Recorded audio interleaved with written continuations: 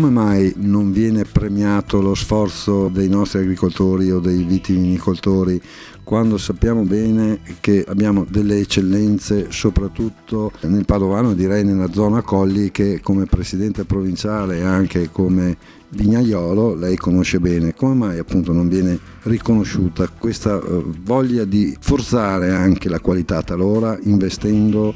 oltre i propri limiti? L'impresa agricola purtroppo non è nata per essere commerciante. C'è stato un periodo in cui le cose andavano, non dico bene, ma sufficientemente bene, in cui le imprese avevano il loro reddito e quindi si sono adagiate su questa situazione. Magari il settore viticolo è il settore più evoluto, però se pensiamo ai settori dei cereali, il contributo PAC messo su un certo modo ha fatto sì che le aziende si appiattissero invece di andare alla ricerca di fare impresa. Quindi bisogna recuperare la cultura di imprenditore però nel frattempo chi stava dall'altra parte ha utilizzato tutti i sistemi per far sì che l'impresa agricola non fosse impresa agricola ma fosse un contadino agricoltore, o meglio spesso un terzista che lavora per loro. Bisogna scardinare questo sistema. È chiaro che la battaglia è difficile e dura, e anche perché il momento è difficile e duro ed è più difficile emergere quando ci sono le situazioni difficili e quando ci sono le situazioni facili. Dopo, per quanto riguarda il mondo del vino, i coliugani, pur avendo una tradizione storica come produttori di vino, però sappiamo benissimo che le vere qualità, le vere produzioni importanti sono venute negli ultimi anni, quando già nel mondo altri territori si erano affermati prima di noi, e quindi con una competizione ancora maggiore e quindi ancora più difficile. Non pensa che oltre ad esserci l'agricoltore o il vignaiolo che diventa imprenditore, ci sia bisogno anche di costituire una difesa contro, chiamiamola, aggressione esterna del mercato globale, e quindi creare una rete di protezione fra più imprese e possibilmente con lo sguardo rivolto verso un futuro più allargato? Io credo che prima di tutto questo paese dovrebbe decidere dove vuole svilupparsi e cosa vuole fare. Se pensiamo di essere ancora competitivi sul manifatturiero, quando a poche ore di distanza di aereo la manodopera costa €1 al giorno, credo che saremo illusi. Abbiamo delle potenzialità di economia reale che sono da una parte i prodotti agricoli di qualità, dall'altra il turismo nelle sue più svariate forme. Se si investe su questi settori e questi settori dopo vengono tutelati, c'è una possibilità di dare sviluppo, di dare una risposta in modo particolare ai giovani che ci sono ancora e che si stanno anche affezionando a settori come l'agricoltura. Dopo le forme magari aggregate possono essere figlie di una condizione particolare che si sviluppa, e sicuramente il piccolo e bello che è stato cultura negli anni passati sta perdendo sempre meno senso, perché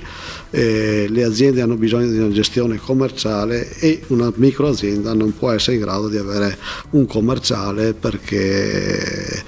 i costi sono troppo alti, e quindi forme aggregate di qualsiasi genere saranno la risposta. Quindi ben visti anche gli altri consorzi, oltre che al consorzio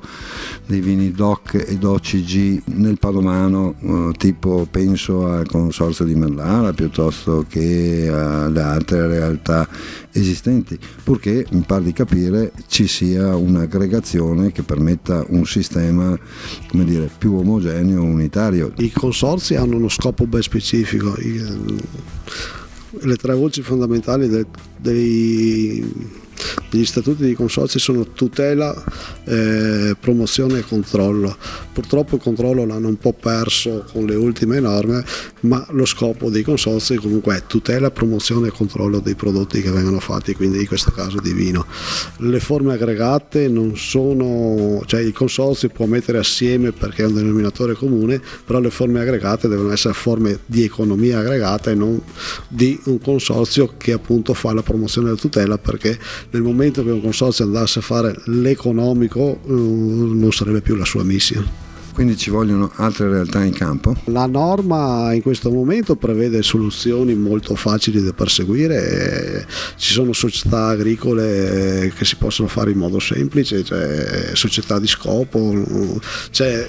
molto spazio su questo senza fare chissà quali impegni e difficoltà.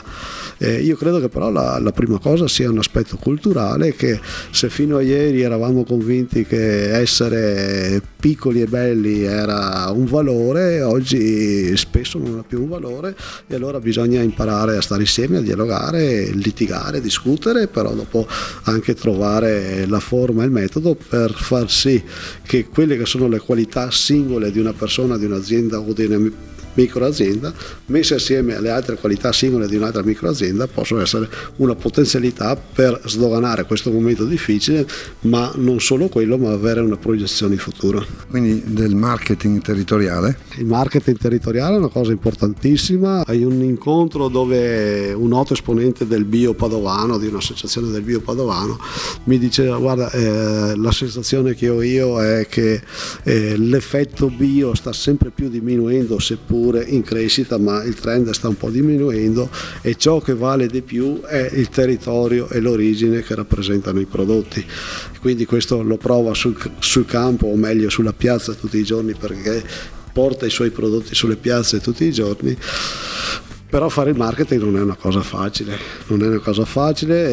necessita di risorse, necessita di professionalità, necessita di tempo, necessita, io direi, di una cabina di regia dove non tutti i soggetti sono deputati a fare marketing, ma solo pochi soggetti, o direi meglio uno o due soggetti al massimo sul territorio, possono fare la promozione, perché fare promozione è una parola facile da dire, ma è un progetto difficile da attuare, e ci vogliono veramente professionisti che sanno fare questo lavoro. Sappiamo che il presidente provinciale della Coldiretti, Marco Calon, non dice con il senno di poi, visto che è anche attualmente membro della Camera di Commercio, e forse anche in questa, diciamo, sua carica può sicuramente esprimere con cognizione di causa quanto avete appena sentito.